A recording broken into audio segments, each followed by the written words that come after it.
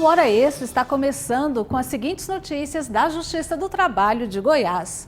Justiça do Trabalho Goiana entrega bens da fazenda Piratininga, vendida em leilão para pagar dívida do ex-controlador da VASP. O controle através de câmeras e o monitoramento de conversa telefônica no ambiente de trabalho são abordados no Fique Sabendo desta edição. E a efetividade do processo de execução é o assunto do quadro de entrevistas.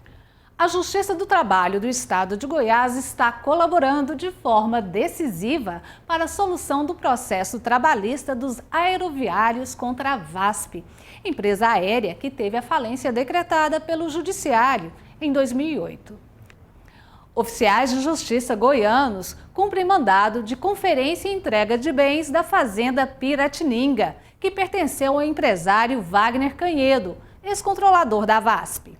A fazenda Piratininga foi vendida por R$310 milhões no final de dezembro, em leilão promovido pela 14ª Vara do Trabalho de São Paulo. Agora, oficiais de justiça do Tribunal Regional do Trabalho de Goiás estão na região de São Miguel do Araguaia, norte do estado, onde realizam a tarefa de conferir e entregar os bens aos representantes dos novos proprietários. Nos últimos 4 anos, a Justiça do Trabalho goiana montou várias operações para penhorar e garantir a preservação dos bens da fazenda Piratininga, como explica o chefe da equipe dos oficiais de justiça. Nós vamos fazer a identificação de todos os bens penhorados, vamos verificar se eles estão nas condições em que penhoramos esses bens e se estão todos na propriedade. A fazenda Piratininga possui quase 28 mil alqueires e está dividida em 22 subsedes, chamadas de retiros, que são equipados com enormes currais e casas de apoio. O dinheiro arrecadado na venda da fazenda Piratininga, cerca de R$310 milhões, será usado no pagamento de salários atrasados dos ex-funcionários da VASP. O processo de execução continua aberto na Justiça do Trabalho para que seja realizada nova penhora de bens da empresa. É que a companhia ainda tem uma dívida trabalhista com os aeroviários de cerca de R$1 bilhão. A empresa MCLG Administração e Participações Limitada e Marcelo Henrique Linírio Gonçalves compraram a fazenda. Eles contrataram 70 vaqueiros para ajudar na contagem e na remarcação do rebanho bovino. São cerca de 87 mil cabeças de gado, sendo 69 mil reses adultas e outros 18 mil bezerros. Também serão entregues cerca de 200 caminhões e ônibus, além de colheitadeiras e equipamentos agrícolas. Entre os bens, ainda estão centenas de máquinas pesadas como tratores de esteiras, retroescavadeiras e pás mecânicas. É possível ao empregador monitorar o ambiente de trabalho por meio de câmeras ou gravar conversa telefônica? Esse assunto você confere agora no Fique Sabendo.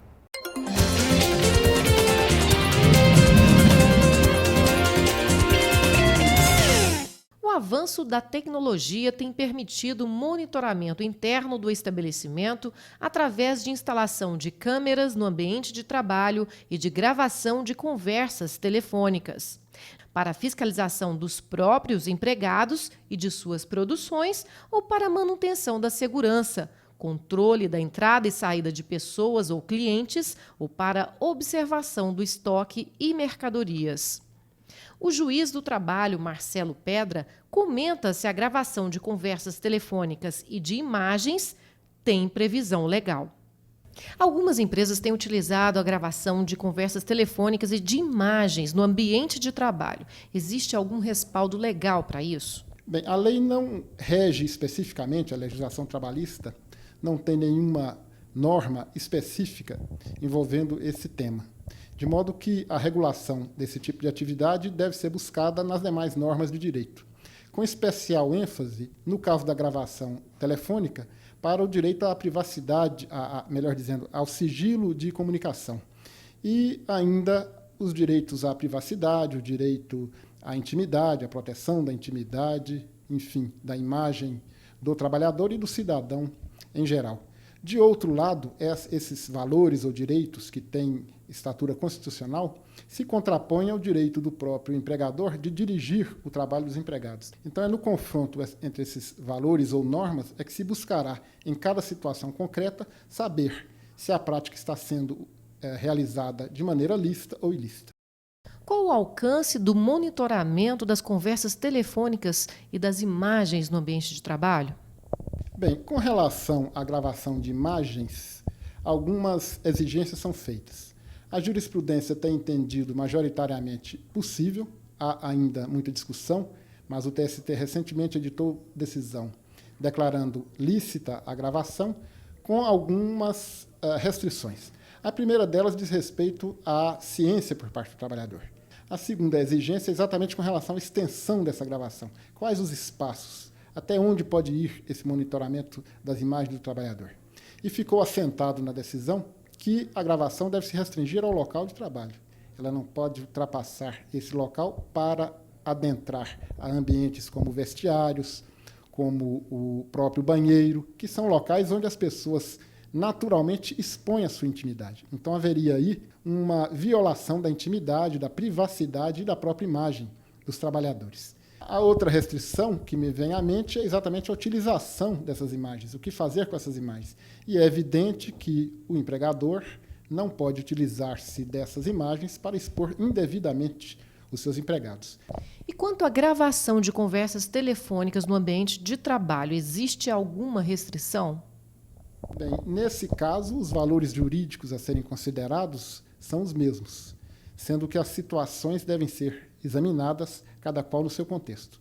Eu lanço o exemplo aqui daquelas empresas de teleoperação, em que o contato por telefone do empregado com o cliente faz parte da própria atividade da empresa.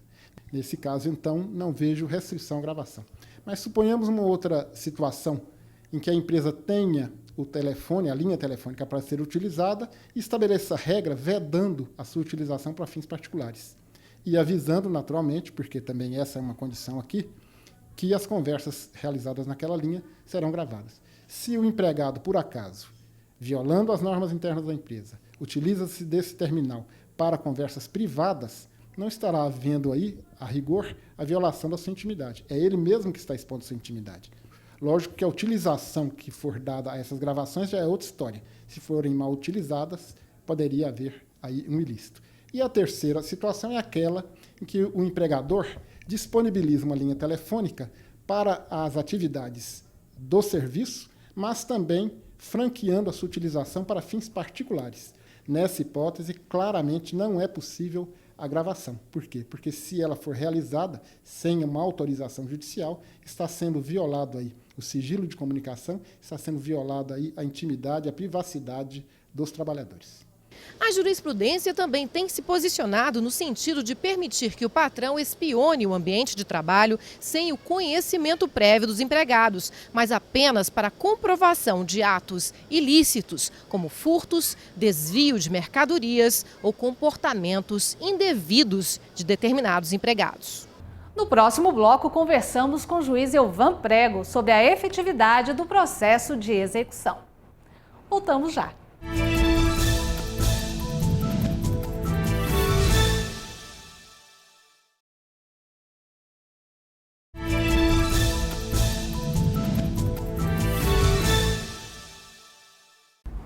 De nada importa para o credor uma sentença favorável que reconheça todos os direitos pleiteados se não houver o rápido cumprimento da decisão pelo devedor.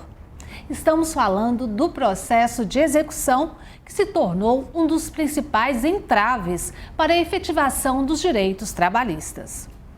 Sobre o assunto, nós conversamos hoje com o juiz Elvan Prego, presidente da Associação dos Magistrados do Trabalho da 18ª Região. Doutor Elvan, muitos criticam, falando que o legislador cuidou do processo na fase de conhecimento, mas descuidou, pelo menos não deu importância à fase de execução. Isso de fato aconteceu? Bom, nós estamos falando do processo de execução trabalhista e, de fato, as regras da execução na consolidação das leis do trabalho, a CLT, são poucas regras e regras muito simplistas, em que algumas vezes dão margem a interpretações diversas, de forma que houve assim, menos cuidado ao se elaborar as normas de execução.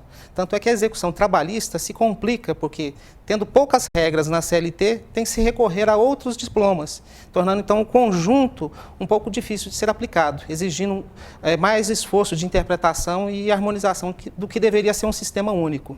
Então, o fato de terem poucas regras ou pouca legislação tratando do processo de execução acaba delegando essa responsabilidade para o magistrado impulsionar o processo?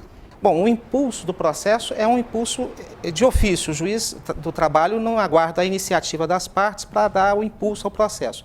Mas essa escassez de normas referente ao processo de execução transfere para o juiz uma tarefa de integrar o sistema, de lidar com situações as mais variadas com poucos recursos normativos, tendo, portanto, que buscar normas na Lei de Execuções Fiscais, no Código de Processo Civil.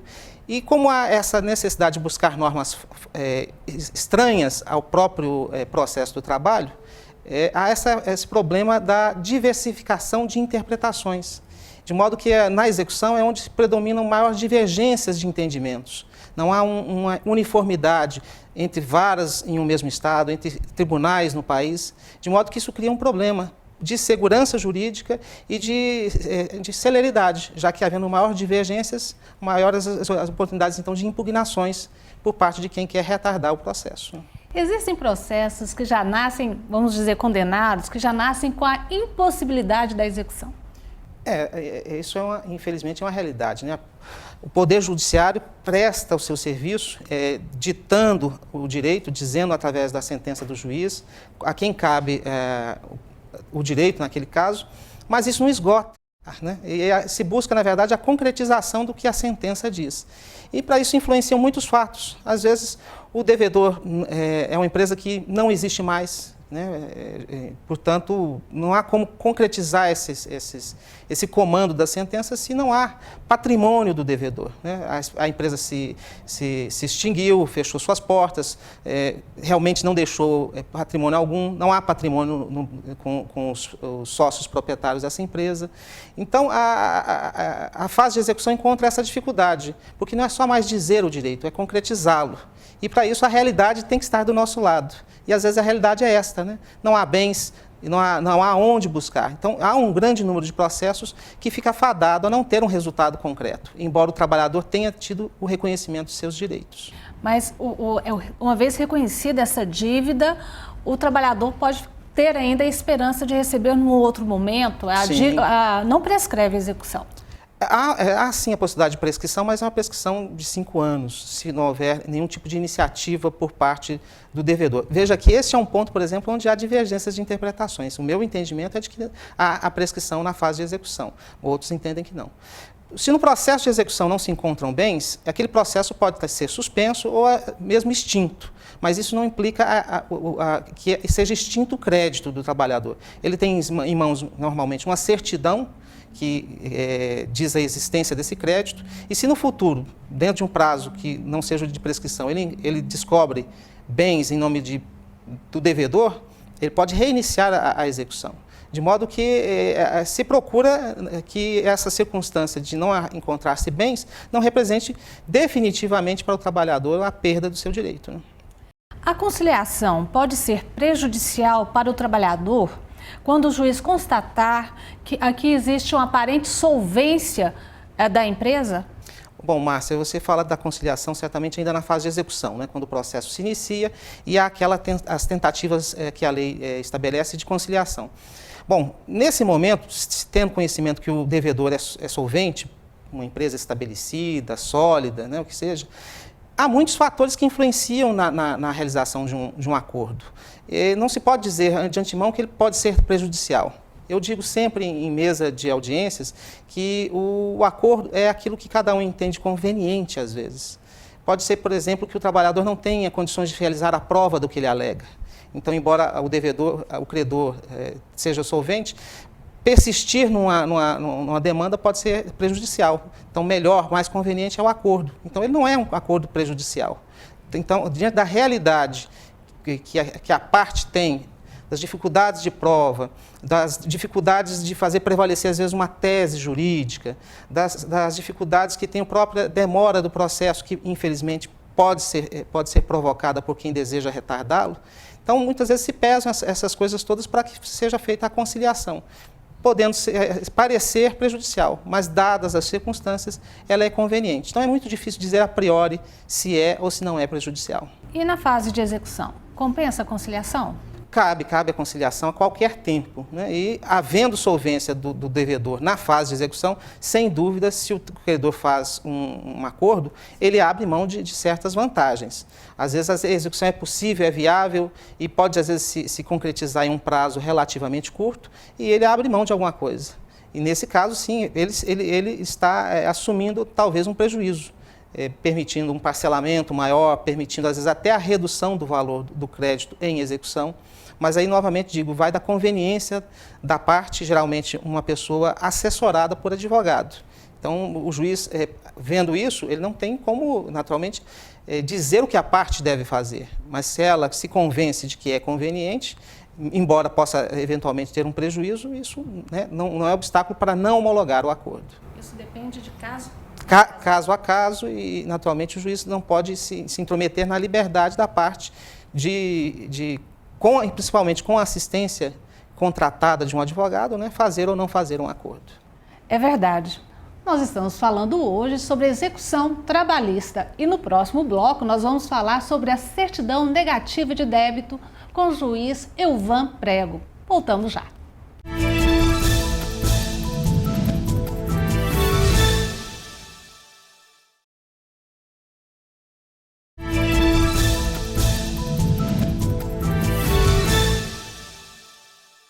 Ora, esse está de volta, hoje falando sobre o processo de execução na Justiça do Trabalho com o juiz Elvan Prego. Doutor Elvan, a exigência da certidão negativa de débitos trabalhistas, como já acontece na seara tributária e previdenciária, não contribuiria para estimular os empregadores a quitar suas dívidas? Sem dúvida. Essa seria uma medida, se implementada legislativamente, seria muito proveitosa para abreviar os processos na fase de execução, já que criaria para o devedor situações em que a existência da dívida lhe seria um demérito, dificultaria contratações com o serviço público, dificultaria a obtenção de crédito, principalmente com instituições bancárias públicas. Então, é uma medida que torçamos para que seja realmente concretizada. Mas eu aproveito para dizer que, embora a exigência de uma certidão negativa de crédito, de débito trabalhista ainda não exista, no entanto, os tribunais emitem essa certidão. Alguém que contrata com a empresa, que quer fazer aquisição de um bem, de uma empresa, de um empresário, pode, além de buscar certidões de dívidas comerciais, de dívidas civis, dívidas, execuções em curso na Justiça Comum, estadual ou federal, também pode buscar na Justiça do Trabalho essa certidão de dívida, ou certidão negativa ou positiva de ações trabalhistas, que pode ser emitida pelo próprio site do Tribunal Regional do Trabalho aqui de Goiás. Isso auxiliaria a segurança de certos negócios jurídicos e criaria a cultura também de que os devedores trabalhistas evitassem que esses cadastros existissem positivados em seu nome. No caso da venda de um imóvel, por exemplo, é recomendável que o adquirente, a pessoa que comprar esse imóvel, verifique também se há dívida trabalhista no nome da pessoa que está vendendo aquele imóvel. Exatamente. Porque esse imóvel pode ser penhorado? Pode. Os bens que estão vinculados a uma empresa estão sujeitos à execução, é chamada responsabilidade patrimonial. Mas também pode acontecer a extensão da responsabilidade patrimonial da empresa para pessoas de seus sócios, em situações muito específicas, de modo que alguém, ao contratar, adquirir bens de empresa ou de próprio empresário, deveria ter o cuidado também de incluir nas pesquisas que deve fazer para a segurança desse negócio, também buscar uma certidão perante a Justiça do Trabalho. A jurisdição executiva exige uma percepção diferente do magistrado? Sem dúvida que exige. Quando nós estamos na fase de conhecimento, que é aquela em que se debate a existência ou não de um crédito, de uma dívida, e que se vai se estabelecer o direito, há uma relativa igualdade entre os sujeitos, né? O autor da ação, o réu dessa ação, e o juiz tem uma postura de imparcialidade. Quando passamos para a fase de execução, isso é preciso ter muito em conta. O que se tem é uma dívida judicialmente reconhecida, de decisão transitada em julgado, portanto, uma dívida estabelecida como definitiva e como certa. Então, a postura do juiz tem que ser outra. Ele deve privilegiar, sim, o credor. Depois de cumprida toda aquela fase de estabelecer o que é o direito e de ditado o direito e concretizada a existência do seu crédito, não se pode tratar de forma igual a esses sujeitos. Há que se conduzir a execução sempre em prol do credor. Então, o juiz que mantém a mesma postura, ele às vezes pode incorrer no excesso de cautelas e excesso de zelo e excesso de proteção ao devedor. É certo que no passado a execução era tão violenta que o próprio sujeito, a própria pessoa do devedor era objeto da execução. Hoje a responsabilidade é patrimonial. Existem, lógico, limites, fronteiras em que o juiz não pode passar. Por exemplo, não pode praticar atos que vão contra a dignidade da pessoa, né? Mas ele tem que tomar atos firmes, exercer realmente o que eu chamo, se me permite, uma violência controlada, né? A lei põe os limites, mas tem que ser firme, tem que buscar, porque, infelizmente, além daquelas situações de pessoas de bem, pessoas honradas, que não têm como pagar suas dívidas, há aqueles casos de devedores de má-fé, que ocultam bens, que retardam o processo, que querem criar barreiras. Então, o juiz tem que ser firme com esse tipo de comportamento. Se me permite um exemplo, no caso de penhora de objetos que são necessários ao exercício de uma profissão ou um ofício, né? Por exemplo, penhorar bens de um marceneiro. Entende-se que se aquilo é essencial à sua subsistência, não se pode penhorar esses bens, né? Porque aí entra o papel, a dignidade da pessoa humana e aquele limite que o juiz tem que observar. Mas e quando a pessoa tem uma firma, uma empresa individual?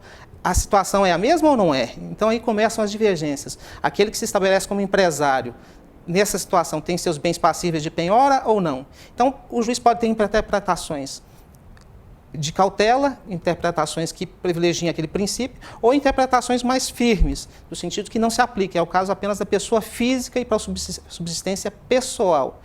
E a aplicação do Código de Processo Civil pode ajudar, pode auxiliar a efetividade da execução trabalhista? Dentro daquilo que eu acabei de falar, né? Pela inexistência de um Código de Processo de Trabalho, um sistema completo e coerente, a própria lei diz que o juiz tem que recorrer a outros diplomas legais, a Lei de Execução Fiscal e o Código de Processo Civil. O que aconteceu é que a consolidação das leis do trabalho permaneceu praticamente a mesma, enquanto o Código de Processo Civil foi evoluindo e, portanto, incorporando muitas novidades e muitos institutos interessantes. Então, nós hoje vivemos o dilema de termos uma lei trabalhista defasada, que deveria proteger créditos especiais, créditos privilegiados, como é o crédito alimentar do trabalhador, e a lei civil, em alguns aspectos, mais avançada. Então, os juízes têm a dificuldade de entender quais leis ou quais institutos do processo civil trazer para o processo de trabalho. Isso criaria, se houvesse uniformidade, criaria muito avanço. E alguns institutos do processo civil são bem modernos, bem avançados. Mas como há essa dificuldade e essas diferentes interpretações, o que se tem, na verdade, hoje em dia é uma situação de relativa insegurança ao saber se uma norma do processo civil é aplicada ou não. E isso, como eu disse, abre margem para impugnações, criando situações de impugnações, recursos e retardamento do processo. Então, o que deveria, às vezes, ser uma solução, pode se constituir em uma dificuldade. O ideal é que venha no futuro um código realmente de processo do trabalho. As novas regras do depósito de bens ajudam a execução trabalhista? Sem dúvida. Como eu disse, o devedor responde com seus bens. A penhora, ou seja, a apreensão judicial de bens, ela pode levar a que esse bem fique depositado com o próprio devedor, situação que é a mais confortável possível, né? O devedor tem seu bem e continua usando e usufruindo daquele bem, e enquanto o processo às vezes se estende um prazo excessivo. Mas fazendo o depósito, como a lei determina, que no caso é o próprio Código de Processo Civil, né, o depósito em instituições oficiais, em alguns casos, com o depositário judicial oficial ou depositário particular, tirando, portanto, o bem da posse do devedor, isso cria uma situação de muito desconforto para ele. Às vezes aquele bem é essencial ou necessário, alguma atividade, algum processo de sua indústria, o que seja. Então, o ideal é que se faça a remoção. O Tribunal Regional do Trabalho aqui de Goiás está cadastrando depositários particulares. Nós não temos um depósito oficial, não temos a estrutura para ter um depósito judicial, mas há a contratação, o cadastramento de depositários particulares, que terão uma remuneração por conta do depósito desses bens. Essa é uma grande medida, não tenho a informação concreta do impacto disso, mas havendo para o juiz a possibilidade de retirar o bem da posse do devedor e entregá-lo a um depositário particular, ao qual o devedor ainda terá que pagar pelos seus serviços, isso realmente trará para ele dificuldades e um incentivo de cumprir com a sentença, cumprir com o que é devido, e pode ajudar a abreviar os processos. E assim eu espero que seja. E tem sido comum a nomeação do credor como depositário? Quando nós falamos do credor no processo de trabalho, em via de regra, é o trabalhador. Uma pessoa que também, de modo geral, não tem muitos recursos econômicos. Então, às vezes o depósito de bem exige um espaço adequado, gastos de manutenção, né? E muitas vezes o trabalhador não tem como fazer isso. Havendo essa possibilidade, o credor requerendo, eu, como juiz, sempre determino a remoção do bem da posse do devedor para a posse do credor, né, que terá, naturalmente, a obrigação de preservar esse bem. Mas, como isso nem sempre é possível, isso não acontece. Então, ainda permanecerá o bem na posse do devedor. Daí, a importância desse cadastramento de depositários particulares, né, que poderão, isso poderá permitir a retirada dos bens da posse do devedor. E isso é uma medida muito importante, eu acho que deve ser implementada. Eu conversei com o juiz Elvan Prego sobre execução trabalhista. Doutor Elvan, muito obrigada pela sua atenção. Eu agradeço a oportunidade, estou sempre à disposição. Obrigada. Esta edição do Hora Extra chega ao fim. Muito obrigada pela sua atenção e até a próxima semana.